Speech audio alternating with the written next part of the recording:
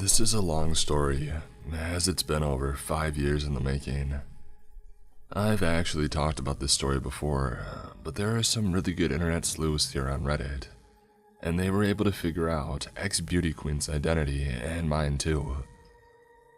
I don't really care if I give it my identity, but I don't want it to be on my actual account, so I deleted it a while back.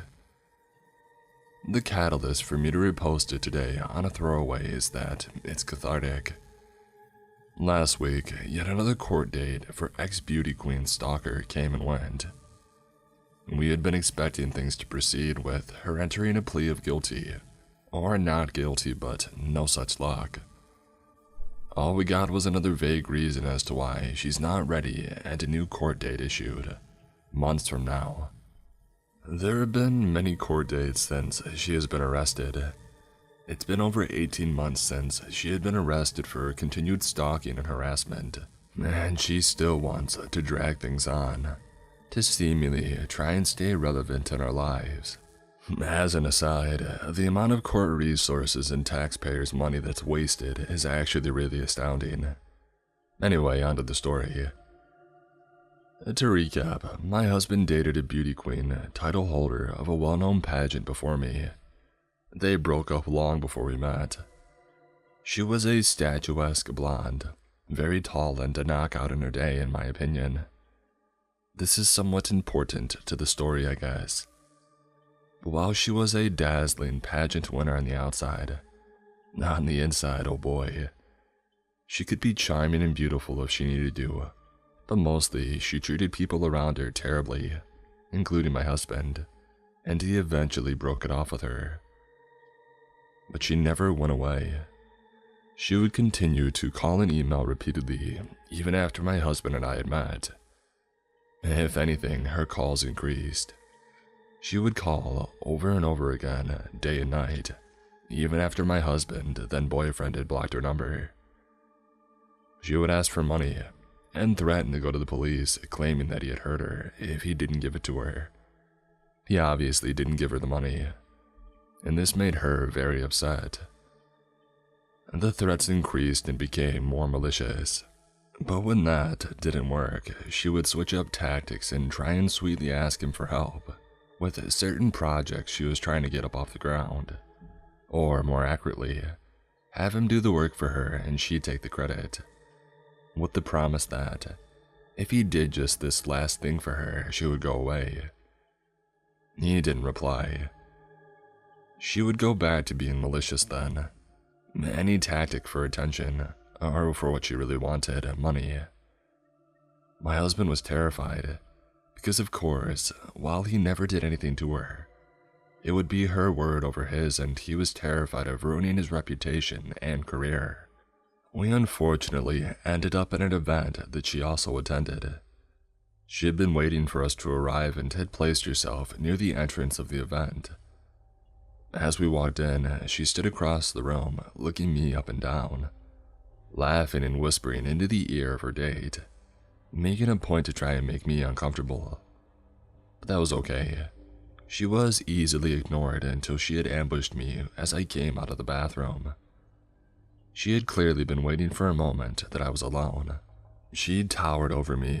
She is very tall, and I had no intention of having it out with her. And as I hurriedly walked to find my husband, she kept pace beside me, hunched over. So she was at my eye level. I'm 5'5". Her head turned towards me. She was like a caricature of herself as she ambled beside me, smiling crazily. "Where's your man?" she hissed in her heavy accent. Her eyes were black. She looked like she was out of a Tim Burton movie, hunched over with that crazy demonic smile. "Watch your back, Pug," she added, grinning. She liked to call me names like Pug because I own pugs, and I guess she thought it was an insult. What I didn't know then was, while I was in the bathroom, she had walked over to my husband and had thrown her arm around him while he was in mid-conversation with someone, and introduced herself to the man he was talking to, as if she and my husband were together. My husband unwrapped himself from her clutches and told her to beat it. She then beelined and waited for me to come out of the washroom. We stopped going to the parties after that. The last time that we ran into her was at a funeral for a mutual friend. She followed me around at the wake. As my husband, boyfriend at the time, was talking to the man's widow, I was talking to a friend and his wife. She walked right up and stood with us, joining us mid-conversation as if she were a part of the group. It was unnerving but also just bizarre. It was a funeral and I didn't want a scene. I silently picked my wine glass off the bar and walked away, leaving her with the couple that I had been speaking to, and her staring at me with a smirk on her face. All in all, it was annoying but still manageable. However, the emails, calls, and everything never stopped. She would call my husband over and over day and night, even though he had long blocked her number. She would drive by. I found my car keyed one night after I left it outside, but obviously I couldn't prove that it was her. But enough was enough. My husband had a lawyer send a cease and desist. After the first, she had called him from a private number. He answered and she said, "Hi, it's me," in a sing-song voice like they were the best of friends, and he hadn't just sent her a lawyer's letter ordering her to stay away from him and his family. He said nothing and hung up. Another cease and desist was sent, and then a third. But nothing would make her go away. She did not actually think my husband was capable of not wanting to be with her, because you know, her beauty. Eventually though, she got pissed that he wasn't giving in. So she decided to take this rage to the internet. I knew that she was absolutely checking out my social media, but I don't really use it much, so I didn't care. However, she created a fake Twitter account and tweeted, "My husband's name is a fraud," and tagged all his colleagues, friends, investors, and family members. Every single person she could think of to try and ruin his reputation and career. On New Year's Eve, she posted on my Instagram account at exactly 12:01 a.m. "Happy New Year's, Scrud." Social media settings were all put to private. We went to the police, armed with the emails threatening to give her money or she would go to the police, and she was charged with 2 counts of harassment, and a restraining order was put into place. To our shock, the next day after her arrest, our phones were buzzing. This story had made the front page news. It was clearly a slow news day. Her day in court came right before everything with the pandemic happened, and we arrived at the courthouse and sat down. She walked in and we were shocked by her appearance. Actually, shocked is an understatement. She was unrecognizable from her former self. Gone was the statuesque, dazzling blonde. She had apparently shaved her head and was wearing a short, ratty brown wig. She had gained about 80 pounds, give or take, and was now sort of hunched. With her height and new girth, she looked like a linebacker. And to add to her new look, she wore a bulky brown men's overcoat and a scarf tied over her wig like a babushka. My immediate thought was, her outside now matches her inside. But it was her eyes that I had noticed the most. About a year earlier, we had shown a photo of her to our kids so that if she ever approached them, they knew to run. At the time, my son, who was young, commented that she had mean eyes. From the mouth of babes. Maybe it was that she had changed so much physically overall, but her dark eyes had narrowed into deep black slits.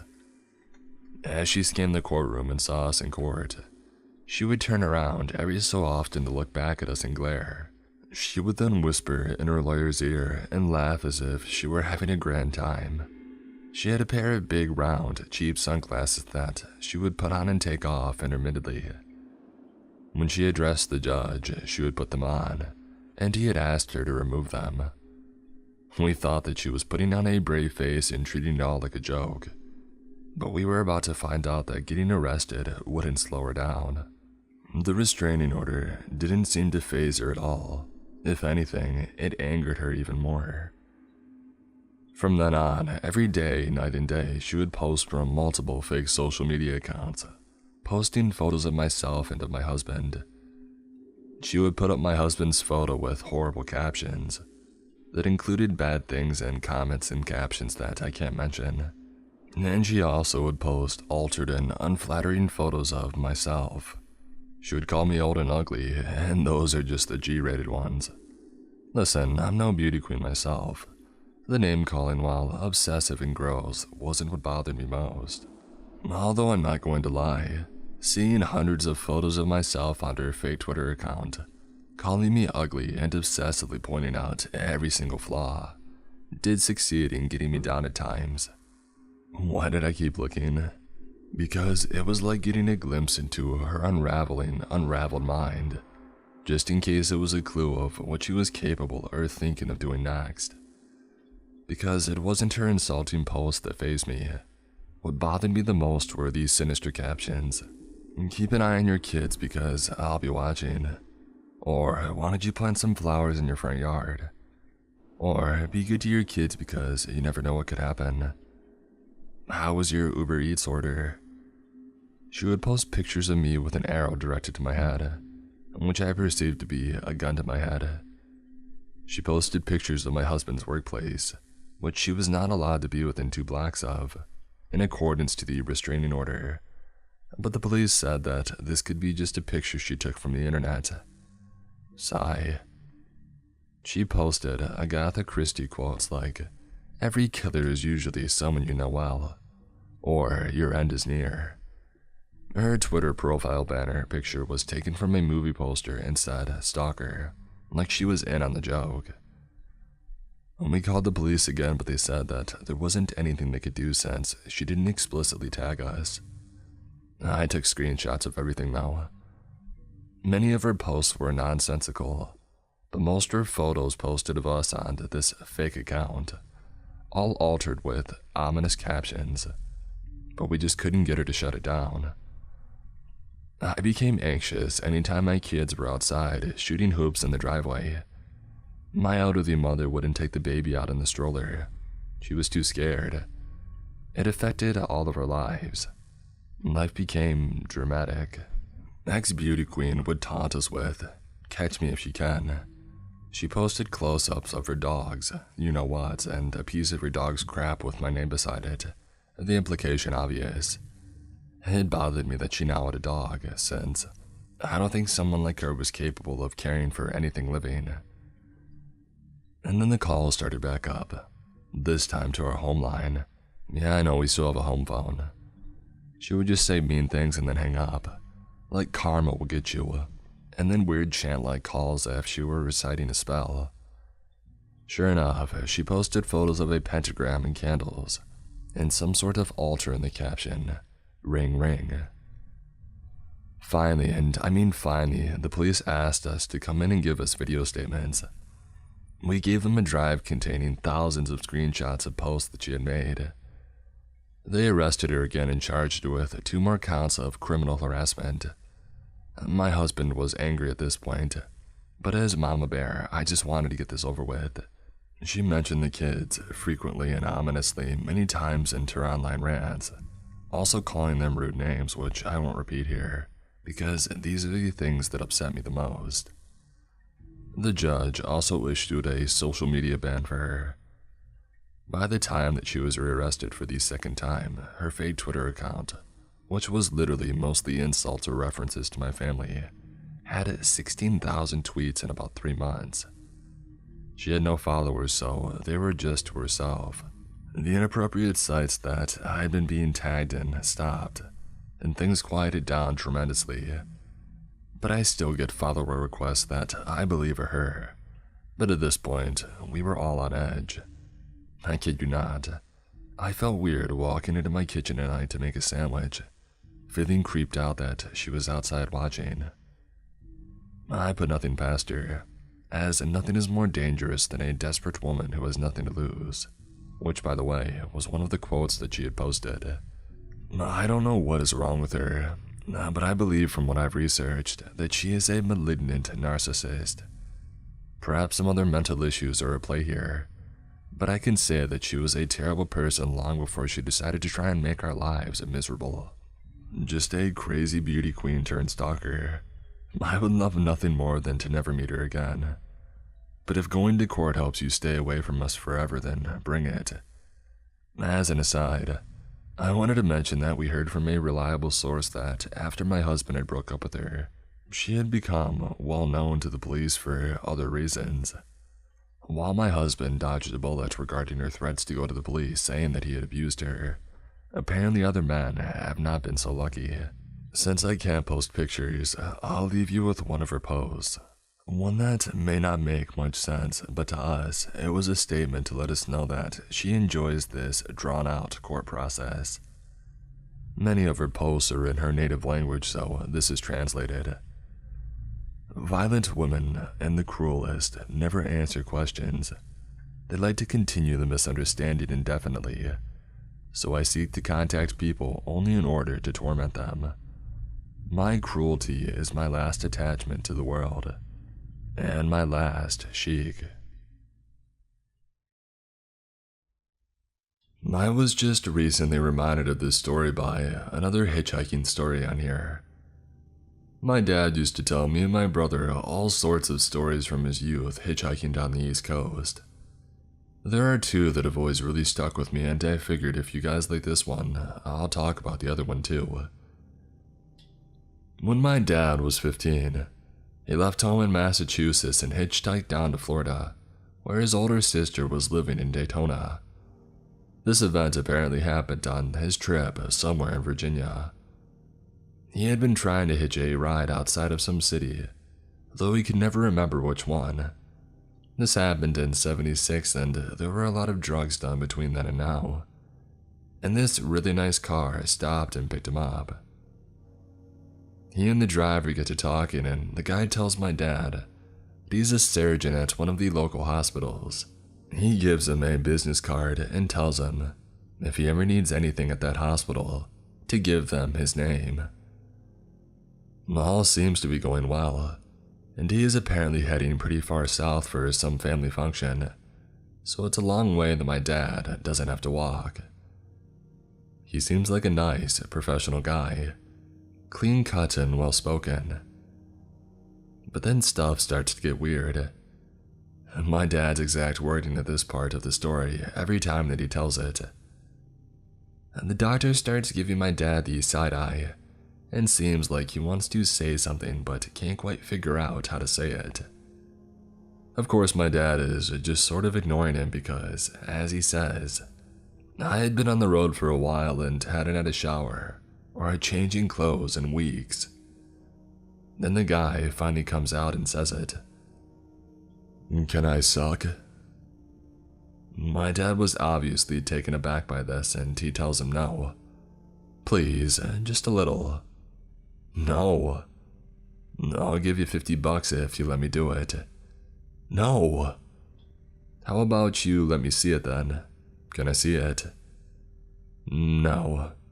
I think you better let me off here. And surprisingly, without any resistance, the guy does. He pulls off at a rest stop and he lets my dad out. Before he pulls away, he hands my dad that $50 and he tells him, "Sorry about that, man. I hope I didn't blow your mind or anything." This isn't super creepy, but I thought you guys might like it. My dad always says that the guy didn't seem like a bad guy, just really messed up. And honestly sorry to have freaked him out so bad. I have no way of knowing if it is totally true, except that my aunt says my dad told her the same story when he got to Florida just a few weeks later.